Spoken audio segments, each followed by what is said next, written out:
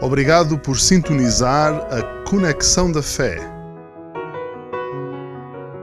o programa em que o ajudamos a conectar-se com Deus.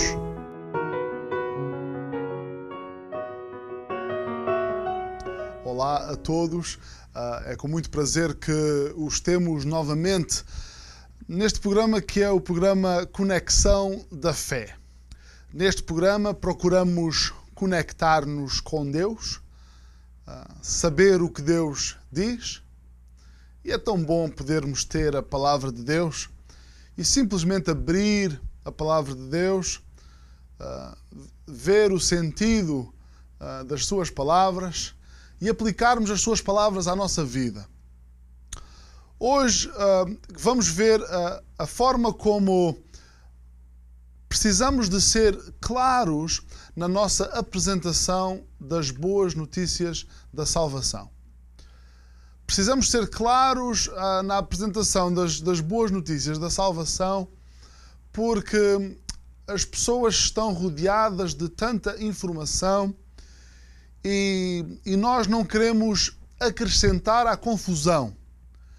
Nós não queremos participar do ruído, nós queremos apresentar claramente a solução.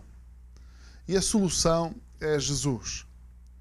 Eu, quando começo a falar com alguém e quero levar aquela conversa para tentar saber se aquela pessoa já conhece o caminho da salvação, se aquela pessoa já é salva, eu procuro guiar toda a conversa para Jesus. Às vezes, quando as pessoas percebem que nós sabemos alguma coisa da Bíblia, quando as pessoas percebem que eu sou pastor, as pessoas começam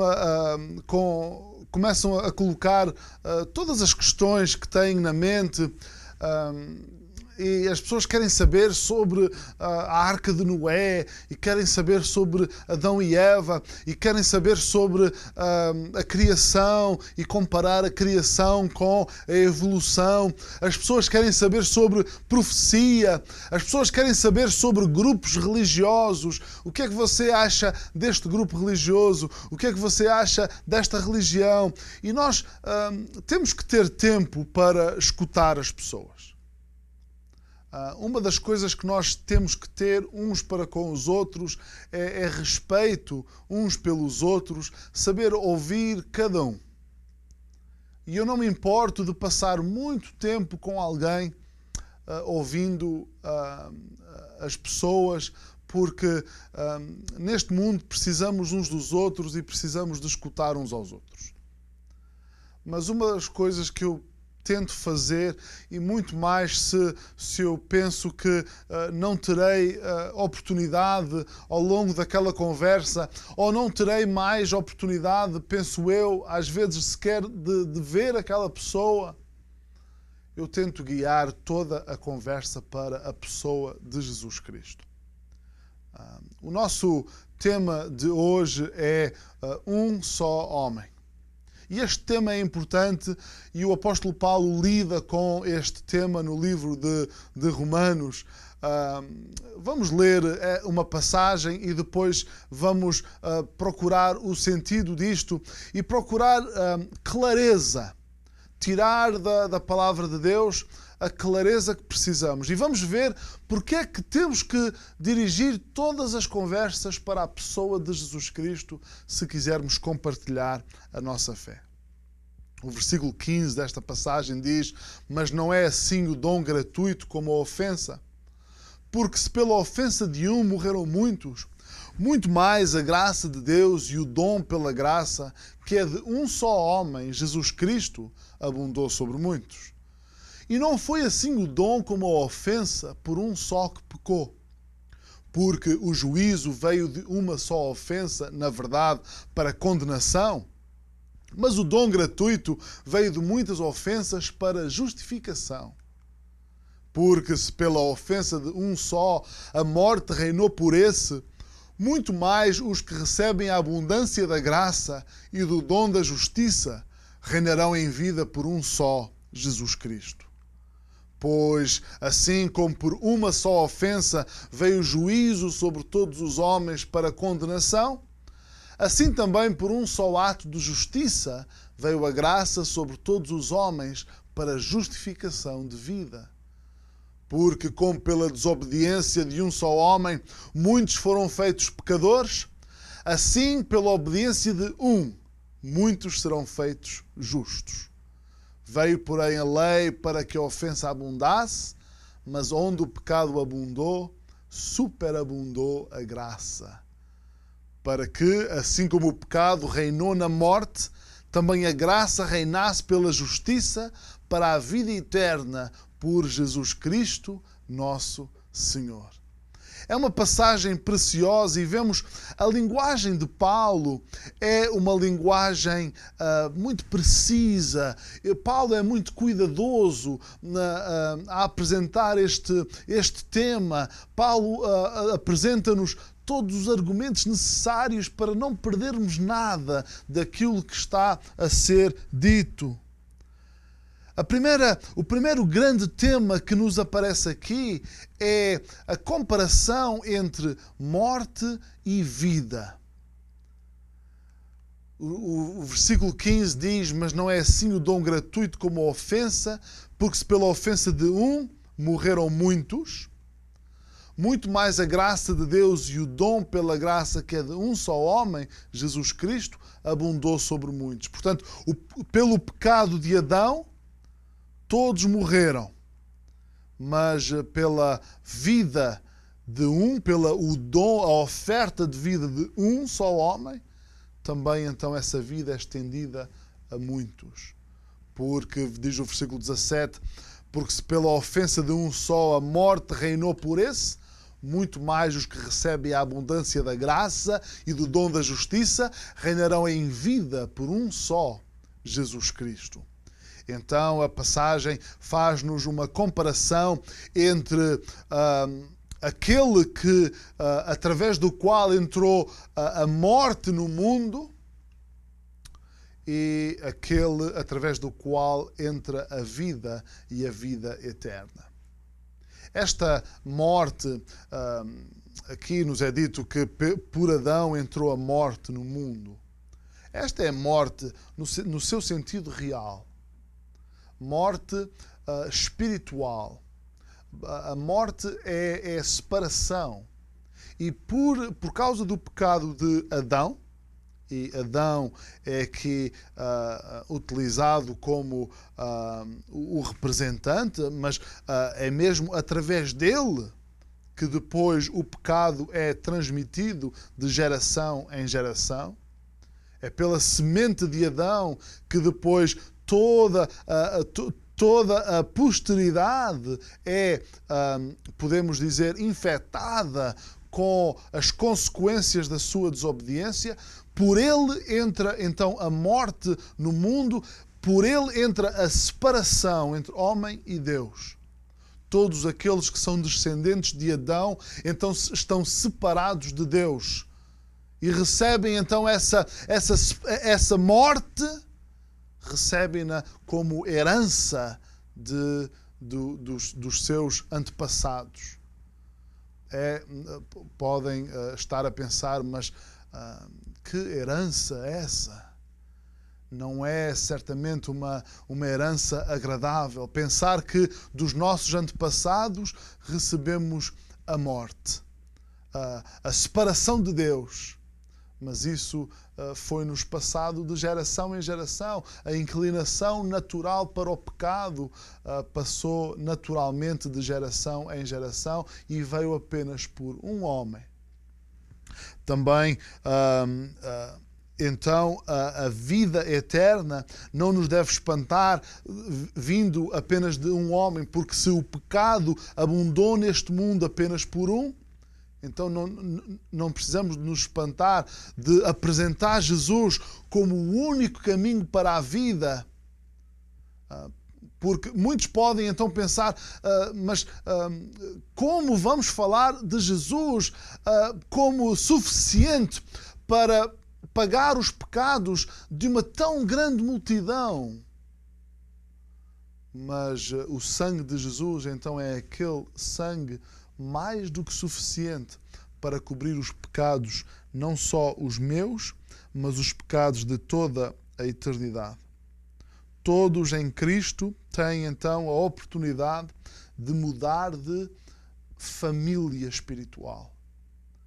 Nós nascemos nesta família de Adão, infectados pela morte e separação de Deus, mas em Cristo temos a oportunidade de mudar de família espiritual e a oportunidade de receber uma nova herança. Em vez de recebermos a herança da condenação e da morte, da separação de Deus, iremos receber a herança da vida eterna. Jesus dá-nos, nesta passagem aprendemos então o dom da justiça. O dom significa oferta, dádiva, presente. E recebemos então o dom da justiça. Isto significa que Ele dá-nos a possibilidade de sermos considerados justos. É algo que Ele nos dá gratuitamente. Um dom é isto, uma oferta gratuita. E então recebemos de Jesus a possibilidade de sermos considerados santos, como se nunca tivéssemos pecado. É importante, então, dirigirmos todas as atenções, toda a nossa atenção e toda a atenção daqueles que nos escutam para a pessoa de Jesus. Em Adão todos recebem a morte por herança, mas em Jesus podemos receber o dom da justiça para a vida eterna. Não nos devemos espantar com esta ideia do pecado transmitido desde Adão. Porque isto não nos espanta, isto não é nada de fora de normal. Nós temos orgulho dos nossos antepassados. Aqueles que são portugueses gostam de olhar para trás, para os seus antepassados, para a riqueza da sua história. Aqueles que são brasileiros, a mesma coisa. Aqueles que são angolanos, a mesma coisa.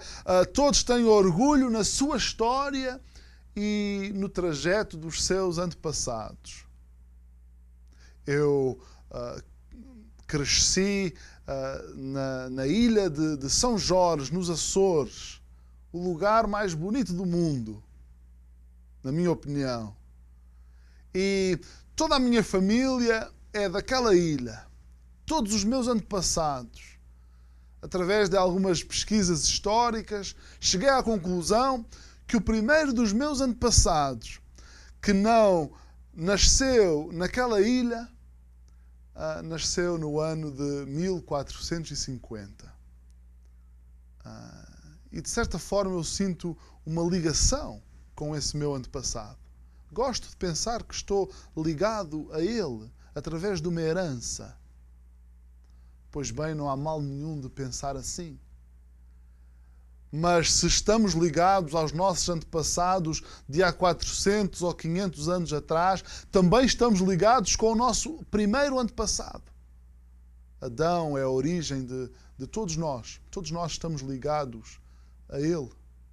E por este um só homem recebemos uma inclinação natural para estarmos longe de Deus. Mas por um só homem, Jesus Cristo, podemos finalmente reconciliar-nos com Deus e viver a vida ainda neste mundo que vale a pena ser vivida. Então devemos saber explicar a quem nos rodeia que o que está em causa quando falamos de Jesus não é simplesmente uma mudança de religião. Nunca devemos apresentar Jesus como quem apresenta a mudança para um determinado partido político ou uma determinada equipa desportiva. Nunca devemos apresentar Jesus como a mudança de uma igreja para outra igreja. Jesus deve ser apresentado como uma mudança de família espiritual. sabendo que em Adão recebemos a morte, mas em Jesus recebemos a justiça. E é Ele que deve ser apresentado e é Ele que deve ser dada toda a importância. Como segundo ponto, também vemos neste texto uma dualidade entre condenação e justificação. O versículo 16 diz assim: e não foi assim o dom como a ofensa por um só que pecou. Porque o juízo veio de uma só ofensa, na verdade, para condenação, mas o dom gratuito veio de muitas ofensas para justificação. O versículo 18 diz: pois assim como por uma só ofensa veio o juízo sobre todos os homens para condenação, assim também por um só ato de justiça veio a graça sobre todos os homens para justificação de vida. Temos então aqui uma dualidade, para além de quando nos outros versículos ele fala de morte e vida, agora aqui ele fala de condenação e justificação. Bastou uma só ofensa para que todos fôssemos culpados de condenação. Para que todos viéssemos então a receber condenação, bastou uma só ofensa. Pela ofensa de Adão, por ele recebemos então uma inclinação natural para o pecado. Todos os pais que têm filhos entendem isto muito bem. A primeira palavra que as crianças aprendem a dizer é não. Quando uma criança é apanhada, por muito jovem que seja, ainda antes de saber dizer as palavras de uma forma organizada, quando a criança é apanhada numa má ação, aquela criança sabe que errou. Nascemos com uma inclinação para o pecado e também com uma ideia geral de certo e de errado. Por uma só ofensa, a Bíblia explica-nos que basta falhar num só ponto da lei de Deus e somos culpados de toda a lei de Deus. Então, por um só ato de desobediência de Adão, todos então recebemos então essa sentença de condenação. Se nós morrermos estando apenas na família espiritual de Adão, o que iremos receber é a condenação que merecemos pela desobediência. Essa condenação pode ser trocada por outra palavra: justificação. Em vez de recebermos a herança da família espiritual de Adão, podemos mudar de família espiritual. E ao fazermos, em vez de recebermos condenação, iremos receber justificação. Apesar das nossas muitas ofensas, receberemos gratuitamente essa justificação. Por uma só ofensa de Adão, recebe a condenação. Por muitas ofensas que nós temos, certamente, receberemos a justificação. Como? Através de Jesus Cristo. A Bíblia fala nestes versículos, a Bíblia diz-nos apenas um só ato de justiça, feito por Deus, é suficiente para cobrir todos os nossos erros. Muitos querem pensar, acusam a Bíblia de ser pouco coerente neste ponto. Dizem, como é que uma pessoa pode receber a condenação de todos? E olhem que não é uma condenação qualquer. Trata-se da condenação eterna. Bem, porque Jesus é Deus, Ele consegue receber num só momento aquilo que nos levaria uma eternidade de condenação no lago de fogo. Ele consegue passar num momento de sofrimento, num momento de separação do Pai. Jesus passou por toda a condenação que eu iria passar. Ele é assim tão poderoso Só Deus poderia fazer isto. Só Deus poderia ocupar então o nosso lugar. E se confiarmos nele e nos colocarmos debaixo dele, receberemos, em vez de condenação, receberemos justificação. Naquele dia em que nos apresentarmos diante de Deus, seremos considerados justos, como se nunca tivéssemos pecado, porque estamos debaixo do sangue de Cristo. Um exemplo que eu gosto de usar para nos ajudar a entender isto diz respeito à forma como certas pessoas no seu hobby de tirar fotos, os fotógrafos.